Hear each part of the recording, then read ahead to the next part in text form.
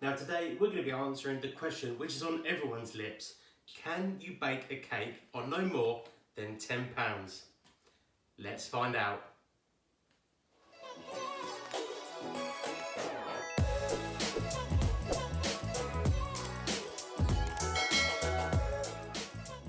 Now I know what you're thinking at home. Simon, £10, that's loads of money to buy ingredients. It's only a cake. Well, I'm not just buying ingredients, I'm buying all the stuff that goes into cake making. Bowls, a cake tin, spatulas, whisks, and my ingredients and baking paper and all that. So, there's only one thing to do, nut up and go shopping. Let's go, come on. And there we go, family lambs. I'm back from my shopping extravaganza. I went to all the cheap places. I went to Home Bargains, Poundland, Savers, you name it, I went there. And this is what I come back with. In total, all these ingredients come to £10.82. So the answer to the question is, can you bake for less than a tenner?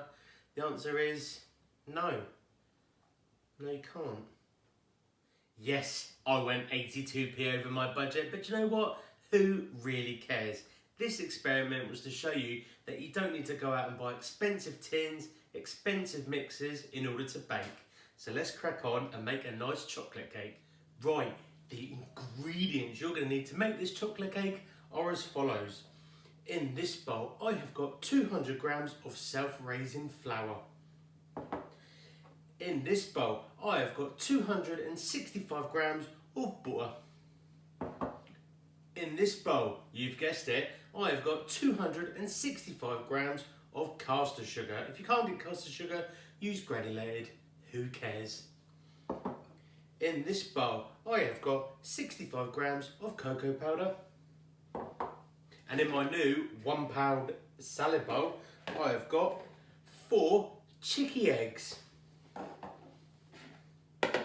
I've got 1 orange, and for the filling, I've gone for some Cadbury's Dairy Milk chocolate spread because this was only £1 and I tell it's really expensive. Now before we start smashing ingredients into my salad bowl, I've gone and got myself one of these. This cost me £1 and it is a 8-inch sandwich tin which I've lined, the most boring job.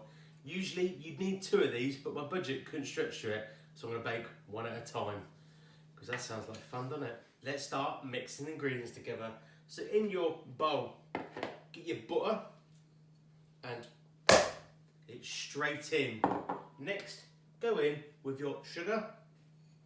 Now, you want to beat this together until the butter and sugar are all beaten together. Beating that for a minute, this is the consistency that you should have. It's gone really pale, light and fluffy. Perfect. Now it's time to go in with your eggs.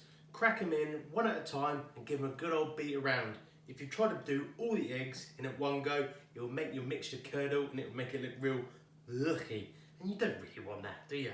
And there we go, family lambs. That's what it looks like once all 4 eggs have been cracked in. It looks like it's curdled a little bit, and that's because it has. But don't panic. When we put the flour in, it will become bellissimo. But before we start chucking flour and making it into chocolate cake, let's get our orange in there. So with your orange, get your grater and just grate all the rind off of it. And then pop it in the bowl. Easy as that. Now with the orange, don't waste any of it. Cut it in half. And squeeze the juice into the mixture. Really amps the orange flavour up. Now it's time to go on in with your flour and your cocoa powder. Now you want to fold this all together until all the flour and all the cocoa powder are all mixed together. Now this is what your mixture should look like. All the flour is incorporated and it's looking absolutely lush. Now it's time to slap all of this into your prepared cake tins. But in my case, tin, because I only brought one. So, let's get your mixture and slap it in. Now it's at this point, I forgot to remind everyone to get their ovens on. So gas mark 4 are 180 degrees. And when it's heated up, you want to throw this in your oven for about 25 minutes or until it's cooked. Now, if you're anything like me and you've only got one cake tin, no problem. Put this mixture into the fridge, and once that one's cooked, we can slap some more in. Easy peasy. The timer's gone off, and I've just got this out the oven. I've got a little cake tester here, which is just basically a piece of metal. You can use a cocktail stick if you want. Just pop it into the middle of the cake, pull it out, and if it comes out clean, then you know it's cooked. Now, here's a little top tip for you party peeps at home. A lot of the time, people put their cooling rack on top, turn it out, turn it back the other way. You always end up with lines. But I'm going to show you a little tip. Get a tea towel and get a boxing glove on, ush ush, and just tip it into the tea towel like that. Remove the paper. Get your rack. Pop the rack on. Turn it the other way.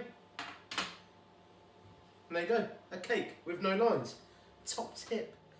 There we go, my cakes are just cooling down and I've got a little bit left in the bowl, and it is vitally, I mean vitally important that you don't waste any of this. So get some of the mixture in your mouth, because you've got to have a taste test, you know, in case it's not poisonous. That is really good, really chocolatey, and you can really taste the orange. Whew, I can't wait for this cake. And there we go, party peeps.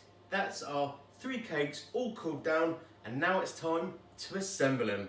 To start with, I'll get one of them, turn it upside down so it's nice and flat. Next, I'm going to go on with my Cadbury's milk chocolate spread. This stuff cost me £1 and it tastes absolutely amazing. So with this stuff, just get your spatula in,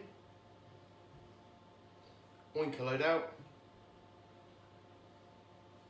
pop it in the middle, grab a little bit more, be a little bit generous.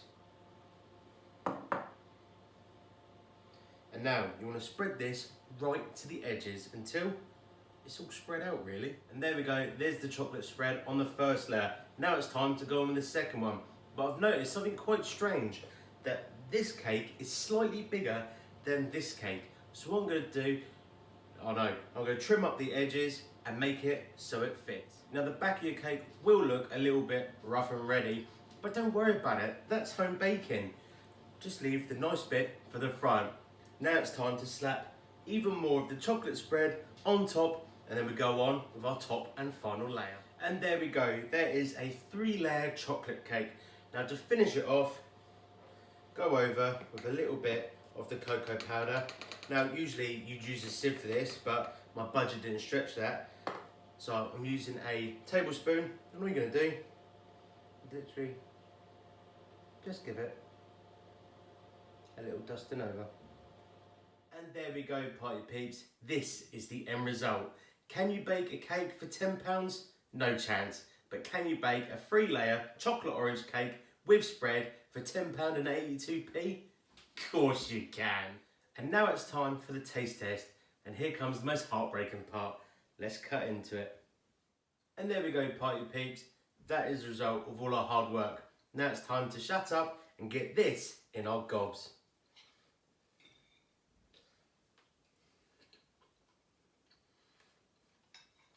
That